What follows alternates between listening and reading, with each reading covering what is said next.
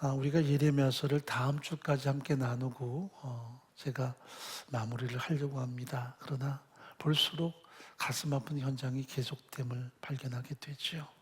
하나님은 늘 말씀하심에도 불구하고 듣지 않은 사람들, 심지어 거부하는 사람들의 삶의 모습을 보면 마음이 처연해집니다.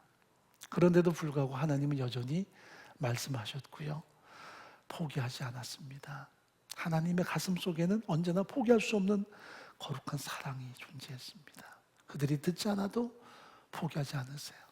여전히 말씀을 전하라 명하시고 언젠가는 들을 것이라는 간절한 바람을 그들 앞에 드러내는 것이 하나님의 말씀 속에 담겨있는 핵심적인 내용입니다. 예레미야에게 하나님이 말씀하세요.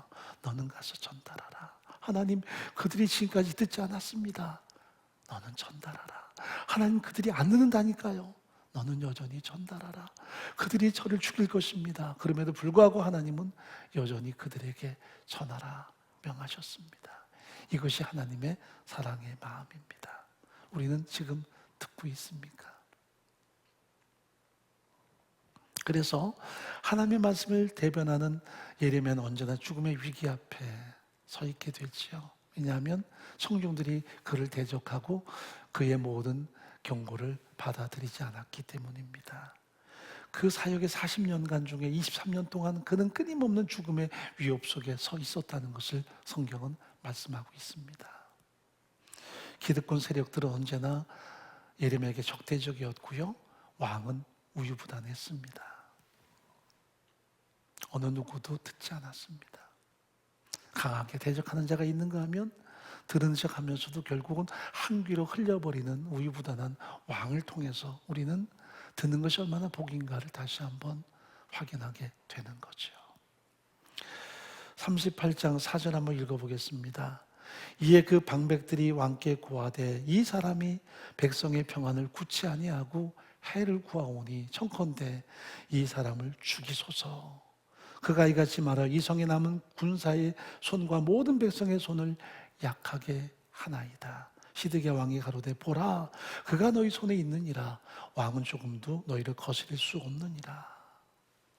시드기야는 지금 힘이 없다는 것을 토로하죠. 방백들이 좌지우지합니다. 지금 국가가 위기에 빠졌는데 왕은 손 놓고 있고요, 하나님의 말씀을 듣고자 하지도 않았고 하나님께 돌이키지도 않았습니다. 그저 방백들에게 맡겨놓고 방백들은 자기의 어떤 이기적인 욕구와 혹은 자신들의 기득권을 위해서 국가야 어떻게 되든 말든 그들은 자신의 욕구대로 이 국가를 끌고 가는 이런 모순된 모습이 본문에 드러나고 있습니다. 가슴 아프죠. 이런 가운데 예레미야는 죽음의 위기 앞에 처하게 됩니다. 6절 말씀 보면 그들이 예레미야를 취하여 시위대 뜰에 있는 왕의 아들 말기야의 구덩이에 던져 넣을 때에 예레미야를 줄로 달아 내리웠는데 그 구덩이에는 물이 없고 진흙뿐이므로 예레미야가 진흙 중에 빠졌더라. 깊은 우물 속에 예레미야를 내려놓습니다. 거기서 죽이려고 작정했던 거죠. 그러나 다행히 물은 없었고 진흙만 있었습니다. 사실은 물에 빠져 죽을 수 있었는데 예레미야는 진흙벌 속에 갇혀서 오도 가도 못하는 신세가 되어버리고 말았습니다. 이제 중요한 것은 시간이었죠. 대적자들은 그를 그 우물 속에 집어넣고 그의 입술을 닫기를 원했습니다. 그의 운명이 거기서 끝나기를 원했습니다. 그러나 하나님의 도우심이 있었죠. 그게 바로 에티오피아의 환관을 통해서 시드기야를 권고하는 모습이 드러납니다. 7절 말씀 읽어보죠. 왕궁 환관 구신 에벤멜렉이 그들의 예레미야를 구덩이에 던져 넣었음을 들으니라. 때에 왕이 베냐민 문에 앉았더니 에벤멜렉이 왕국에서 나와 왕께 구하여 가로되 내 주 왕이여, 저 사람들이 선지자 예레미야에게 행한 모든 일은 악하니이다. 성중에 떡이 떨어졌거늘 그들이 그를 구덩이에 던져 넣었으니 그가 거기서 주려 죽으리이다. 에벤멜렉, 이 사람은 이방인 환관이었습니다. 노예로 끌려왔습니다마는 에티오피아 출신의 이 환관이 시드기야 옆에서 예레미야를 위해서 탄원하고 있는 모습입니다. 저들이 예레미야를 우물 속에 집어넣고 결국은 굶주려 죽게 할 것입니다 하고 직고를 하죠. 이방인입니다. 그리고 환관입니다. 그런데도 예레미야에게 그는 관심을 갖고 있습니다. 이 사람이 증거하는 모든 말씀은 진리라는 것을 그는 깨닫고 있는 것입니다. 왕은 우유부단하고 전혀 현실 도피하고 있습니다마는 옆에 있는 환관조차도 지금 상황이 심상치 않다는 것을, 국가가 큰 위기에 빠져 있다는 것을 직시하고 있는 상황인데 왕은 깨닫지도 못한 채 하나님 말씀을 도외시한 채 그저 현실에 대해서 도피하는 그런 모습으로 지금 주저앉아 있는 모습입니다. 시드기야가 예레미야를 부르죠. 그리고 말씀을 듣는데 일시적으로 하나님 말씀에 관심을 갖는 듯하지만 그러나 결국 그 관심은 잠깐뿐이었습니다. 자, 14절 말씀 읽어보죠. 시드기야 왕이 보내어 선지자 예레미야를 여호와의 집 제3문으로 데려오게 하고 왕이 예레미야에게 이르되 내가 네게 한 일을 물으리라. 이로도 내게 숨기지 말라. 예레미야 시드기야에게 이르되 내가 이를 왕에게 아시게 하여도 왕이 단정코 나를 죽이시 아니하시겠나이까. 가령 내가 왕을 권한다 할지라도 왕이 듣지 아니하시리이다. 왕은 듣지 않을 것이다라는 것을 예레미야는 알고 있습니다. 그가 들어야 사는데요.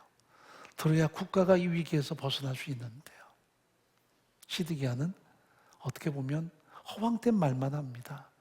비밀이 예레미야에게 맹세해 가로되 우리에게 이 영혼을 지으신 여호와께서 사시거니와 내가 너를 죽이지도 아니하겠고 네 생명을 찾는 그 사람들의 손에 붙이지도 아니하리라. 그래서 예레미야는 솔직하게 시드기야에게 하나님의 가슴을 전달하죠. 당신은 바빌론에게 순복하십시오. 그들에게 항복하고 철저하게 자신을 위탁하십시오.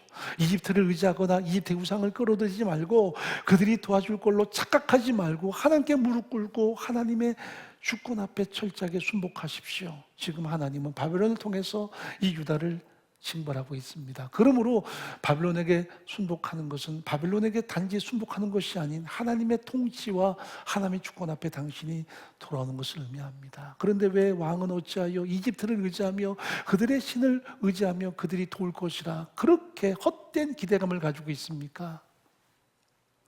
그 도시가 1년 넘게 포위되어 있습니다. 그런데도 그들은 항복하지 않고요. 굶어 죽어가는 사람들이 속출한데도 불구하고 이집트가 도와줄 거야. 이것이 그들의 망상이었습니다. 이집트가 무슨 힘이 있습니까? 그들이 왜 이스라엘을 도와주겠습니까? 그런데도 헛된 희망을 가지고 우상과 이집트를 의지하는 것이 그들의 모습이었습니다. 결국은 이 모든 모습이 하나님을 대적하는 그들의 철저한 불신앙이었다는 것을 예레미야는 왕에게 직구하고 있는 것입니다. 당신이 항복하면 이 성은 다시 보호를 받을 것이고 결코 불타거나 사라지지 않을 것입니다. 그러나 당신이 항복치 아니하고 끝까지 대적하면 결국 이 성은 불탈 것이고 모든 사람은 다 포로로 끌려가는 비극을 맛보게 될 것입니다. 이 일은 결코 벗어나지 않을 것입니다. 그렇다면 시드기야 이 경고를 듣고 내가 여호와께 범죄했다. 내가 지금까지 헛된 것을 의지했다. 방백을 의지했고 이집트를 의지했고 이집트의 모든 우상을 의지했다. 내가 하나님께 범죄했다라고 그가 철저하게 무릎 꿇고 옷을 찢고 회개했다면 적어도 유다 왕국은 이렇게 몰락하지는 않았을 것입니다. 그런데 듣지만 순종하지는 않아요. 결국은 듣지 않은 자로 전락해버리고 맙니다. 예레미야를 제거하려는 기득권 세력으로부터 그를 보호해주기는 하지만 결국 시드기야 자신은 하나님의 말씀 앞에 권고를 받지 못했고요. 그의 삶을 돌이키지도 않았습니다. 그의 운명은 듣지 않은 사람으로 평가가 되고요. 그의 인생의 결말도 불순종의 삶으로 종식을 구하는 것을 봅니다. 앤드류 머레이가 이런 말을 했습니다. 부분적인 순종은 불순종이다. 우리는 한 번 순종하면 순종했다고 착각하지만, 그러나 부분적으로 불순종하면 다 불순종이고요. 부분적인 순종도 다 불순종이에요. 똑같은 거예요. 우리는 한때는 불순종했지만 지금은 순종합니다. 불순종이에요. 한때 순종했고요. 제가 가끔 불순종했는데 다시 순종할래요. 그것도 불순종이에요. 모든 것을 무로 만들어버려요. 한결같이 순종해야 되고요. 한결같이 하나님의 말씀 앞에 무릎 꿇는 우리의 태도가 너무나 중요한 것입니다. 결국 이런 경고를 받았음에도 불구하고 시드기야는 예레미야의 모든 경고를 흘려버립니다. 그리고 완전히 성이 봉쇄당한 상황에서 1년 6개월 가까이를 기다리다가 백성은 굶주려 죽어가고 무수하게 많은 백성들이 지옥 같은 참상을 경험하고 난 이후에 그는 홀로 도망치기 위해서 성을 빠져나갔다가 결국은 바빌론에게 포로가 되게 되고요. 비참한 운명을 맞이하게 됩니다. 입에 담지 못할 그의 운명이 본문에 등장하죠. 림나에서 그가 체포가 되고요. 그가 보는 앞에서 모든 자기의 왕자들이 죽음을 당하는 그 장면을 목격해야 됐고요. 그리고 두 눈 뽑히운 채 사슬에 묶여서 바벨론에 끌려간 채 그는 죽을 때까지 감옥에서 나오지 못하는 신세가 되어버리고 말았습니다. 이것을 하나님께서 경고하셨어요. 너는 더 이상의 비극을 맛보지 마라. 너는 더 이상의 심판 앞에 불순종하지 말라. 그런데 그들은 듣지 않았습니다. 그 결과 유다는 역사의 문을 닫게 되고요. 다시는 다윗의 왕조가 회복되지 못하는 그런 국가의 패망을 경험하게 됩니다. 모든 고통의 위기가 전혀 선용되질 못했습니다. 고통을 통해서 깨닫고 돌이켜야 되는데 그들은 더 현실에 도피했고요. 현실과 타협했고요. 세상을 의지했고요. 우상 앞에 무릎 꿇었고요. 그리고 다른 나라의 힘을 끌어오려고 끊임없이 추구했습니다. 그 결과 유다는 패망한 나라로 전락해버리고 맙니다. 나라는 사라지고 왕조는 무너져버리고 말았습니다. 역사의 가령이란 말이 통하지 않지만 만일 시드기야 이 모든 현실에서 그가 말씀 앞에 무릎 꿇고 깨달았다면 오늘 본문 속에서 예레미야가 그에게 주는 경고를 만약 듣고 깨달았다면 성문을 활짝 열고 내가 바빌론에게 항복함이 아니라 하나님께 항복합니다. 내가 지금까지 우상 앞에 무릎 꿇고 이집트를 의지했습니다. 이 다 나의 범죄였습니다 하고 그가 선언했다면 그의 왕조는 무너지지 않았을 것입니다. 이렇게 그의 운명이 비참하게 몰락하지도 않았을 것입니다. 말로는 참 좋았어요. 우리가 어떻게 바빌론에게 무릎 꿇는단 말이냐? 우리가 어떻게 이방에게 무릎 꿇는단 말이냐? 하나님의 백성들인데 그러다 사실은 그들은 이집트를 의지하고 이집트의 모든 신까지도 숭배하지 않습니까? 말로는 허황되게 하나님의 섭리라는 은근한 자존감을 드러내지만 실제로 그들의 삶의 배후에는 온통 우상과 이집트를 향한 갈망이 가득했죠. 하나님은 바벨론을 통해서 유다를 징벌하셨고 그들이 깨닫고 돌이키면 언젠가 하나님의 회복의 언약을 실현할 때가 반드시 올 텐데 듣지 않고 끊임없이 강팍하게 대적함으로 역사는 문을 닫아버리고 맙니다.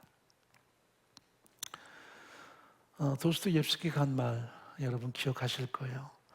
내가 세상에서 한 가지 두려워하는 것이 있다면 그것은 내 고통이 가치 없는 게 되는 것이다.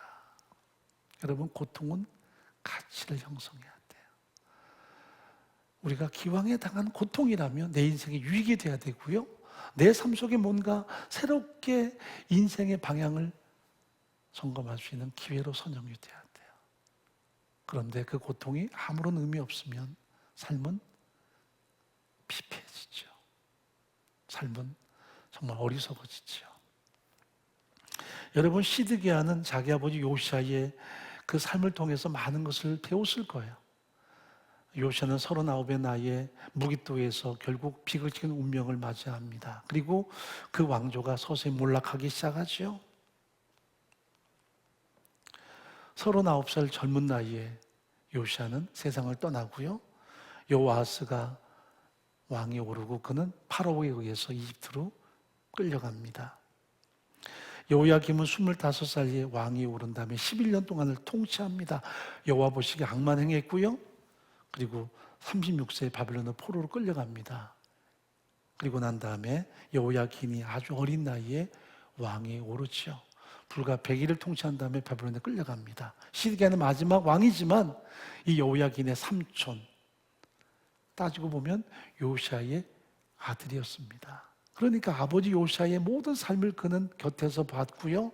자기 형제들이 어떻게 몰락하는지, 자기 조카가 어떻게 몰락한지를 다 봤습니다. 그 모든 현장은 하나님께 무릎 꿇지 않고 어떻게든 이집트와 손잡고 이집트의 우상을 끌어들여서 이 모든 위기를 벗어나겠다는 그들의 잘못된 판단이 국가를 더 도탄으로 빠뜨렸어요. 결국 그들의 희망은 하나였던 것이요. 하나님께 돌이키고 하나님 의지하고 말씀 앞에 철저하게 무릎 꿇는 것이 그들이 사는 길이었는데, 그러나 그들은 전혀 듣지를 않았습니다. 놀라운 것이 그렇게 요시아가 몰락하던 때부터 시작해서 마지막 왕조의 멸망까지 그 기간 동안 사역했던 예언자가 바로 예레미야였습니다. 그의 사역의 기간이 40년이었고요. 그리고 23년 동안을 그는 끊임없이 하나님께 돌아오라는 경고의 메시지를 전했습니다. 죽음의 위기를 넘나들면서 끊임없이 하나님의 가슴을 그들에게 전달했습니다. 내게 돌아오라. 그리하면 너희가 살 것이다. 여러분 예레미야서 전체를 읽어보면 하나님의 심판과 하나님의 분노가 가득 차 있지만 그 속에는 하나님의 사랑의 메시지가 담겨 있어요. 내게 돌아오면 내가 너희를 회복해 주겠다. 내게 돌아오면 내가 너희와 함께 하겠다라는 당신의 끊임없는 사랑의 고백이 드러나는데 그들은 한 번도 듣지를 않아요. 짧은 기회가 아니었습니다. 길게는 40년이고요. 아무리 압축해도 23년 동안의 예레미야의 모든 사역을 통해서 하나님은 그들에게 끊임없이 말씀하셨어요. 강산이 2번 이상 변할 시간. 그런데 그들은 단 한 번도 듣지를 않았어요. 하나님의 심판이 한꺼번에 임한 것이 아니었어요. 적어도 그들이 하나님의 심판 가운데 서 있지만 하나님은 여전히 기다리고 계셨어요. 한 번 더 네게 돌아오면, 한 번 더 회개하면 나는 너희를 회복할 것이다. 그게 하나님의 가슴이었고 하나님의 언약이었어요. 충분한 시간이 있었어요.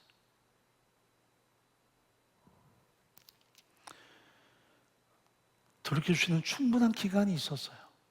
그러나 듣지 않았고 돌이키지 않았기에 유다는 패망에 빠지게 됩니다. 우리는 예레미야를 보면서 유대민족의 답답한 상황에 대해서 가슴이 아프죠. 왜 이렇게까지 무지할까? 이렇게까지 어리석을까? 이렇게까지 고집스러울까? 이렇게까지 패역할까? 그런데 이 모습은 바로 나의 모습이라는 거죠. 누군가를 정죄하기에 앞서서 어떤 상황에 대해서 비판하기에 앞서서 이 모든 내용은 나를 향한 하나님의 경고라는 것을 우리는 기억할 수 있어야 돼요. 그러므로 나 자신을 말씀의 거울에 비춰보면서 나는 어떠한가? 지금 내 삶의 길은 어떠한가? 내가 무엇을 의지하고 지금 내가 무엇으로 삶의 동력을 삼는가를 철저하게 비춰보고 내 삶의 방향을 점검할 수 있는 그런 자세를 갖는 것이 신앙의 진정한 모습임을 오늘 예레미야서는 우리에게 교훈하고 있는 것입니다. 지금은 말씀 앞에 무릎 꿇을 때입니다. 누구 탓 그리고 비난하고 정죄하기 전에 우린 철저하게 말씀 앞에 무릎 꿇고 우리만이라도 기도하며 이 땅을 회복하시기를, 민족을 회복하시기를, 전 세계가 철저하게 우상을 버리고 주께 돌아오며 오만함과 방종을 철저하게 버려서 하나님의 한 대신 앞에 무릎 꿇기를 갈망하고 선포하는 그런 신앙의 기억이 우리 앞에 필요한 것입니다. 바로 내가 이 말씀 앞에 서야 되는 것입니다. 내가 이 말씀 앞에 무릎 꿇어야 되는 것입니다. 제가 요새 푹 빠진 한 인물이 있습니다. 바로 존 던입니다. 1600년대에 정말 힘들고 어려웠던 때에 하나님의 사람으로 한 시대를 살아갔던 믿음의 사람이자 위대한 시인이자 영문학에서 이 사람을 빼고서는 영문학이 완성되기 어려운 셰익스피어 못지않게 강한 영향을 가진 인물이 바로 이 존 던이죠. 여러분이 아실 겁니다.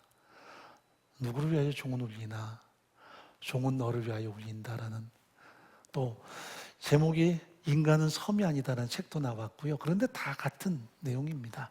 또 최근에 한밤을 걷는 기도라고 필리안 씨가 재편해서 만든 책도 나와서 같은 내용인데 좀 다르게 편집이 됐습니다. 이 책은 비상시의 기도문 23편을 담고 있는 내용들입니다. 그가 1923년에 폐시대에 걸려서 한 달 넘게 죽음의 사경을 헤매다가 그 고통의 심연 속에서 하나하나 기록했던 자신의 고백들을 여기 담아 놓았습니다. 그래서 그의 병이 중해져 가면서 죽음의 위기를 겪으면서 그가 얼만큼 하나님을 의지하며 하나님께 토로하며 자신의 삶을 깊이 성찰하는가를 우리 앞에 드러내고 있는 것이 이 책 속의 내용입니다. 여러분, 존 던은 신구교 갈등이 한창일 때, 그러니까 1600년대 영국은요, 캐톨릭과 개신교 사이에 갈등이 심했고요. 결국 캐톨릭이 흥왕하면 개신교들이 수없이 핍박을 당하고 또 개신교가 일어서면 캐톨릭을 핍박했던 그런 종교의 갈등이 있었습니다. 이걸 신구교 간의 갈등이라고 말하는데요. 그는 캐톨릭 집안의 출신이었습니다. 아버지는 4살 때 세상을 떠나지만 이 집안은 캐톨릭 집안의 아주 명망가였습니다. 유명한 토머스 무어의 그 계보로 이렇게 알려지고 있습니다. 그런데 이 사람이 나중에 케임브리지, 옥스퍼드에서 공부하지만 유수한 성적으로 졸업을 해야 되는데 졸업을 하지 못합니다. 왜냐하면 캐톨릭 교도기 때문에 그 당시 개혁주의자였던 이 영국에서 졸업장을 주지 않았습니다. 이것 때문에 인생을 자포자기해서 젊은 날은 많은 방황의 삶을 살게 됐습니다. 그러다가 한 여인에게 반하죠. 기독교 집안의 앤모어라고 하는 아가씨에게 반해서 결국 비밀 결혼을 합니다. 왜냐하면 그 집안도 귀족이기 때문에 혼인을 허락할 수가 없습니다. 그래서 비밀리에 결혼하고 이것 때문에 결국 자기 장인에게 평생을 고통받는 존재가 됩니다. 장인은 분노해서요, 이 존 던을 완전히 몰락시키기로 작정을 하고 그를 모든 것을 내쫓습니다. 처음에는 감옥에 가두기도 하고요. 나중에는 그가 귀족의 비서로 있을 때도 거기에서 축출하도록 뒤에서 끊임없이 그의 삶을 짓밟았습니다. 10수년 동안을 그는 너무나 가난하고 힘든 삶을 살아요. 그때 해마다 아이를 낳고 무려 12명의 아이가 태어납니다. 그 중에 5명은 어릴 때 세상을 떠나게 됐고요. 이렇게 가난과 고통 속에서 삶을 살다가 그는 42살에 드디어 개종을 합니다. 캐톨릭에서 개신교로 개종을 하는데 사람들은 그를 비난했습니다. 지금 저 사람은 개신교의 달콤한 맛을 보기 위해서 돌이킨 것이다. 위장이다. 그런데 실제로 그의 고백을 보면 그는 철저하게 회심했고요. 그리고 신앙이 하나님 앞에 견고히 서 있다는 것을 우리 앞에 드러냅니다. 그때 소명을 받고 비로소 42살 때 목회자 길을 걷기 시작합니다. 그러나 목사가 되자마자 그의 아내가 세상을 떠나게 되고요. 남겨진 모든 자식을 홀로 키우는 싱글파더가 되죠. 그러면서도 무려 17년 동안 그는 사역을 감당하는데 영국에서 가장 컸던 세인트폴 예배당에서 그는 사역자로 헌신을 했습니다.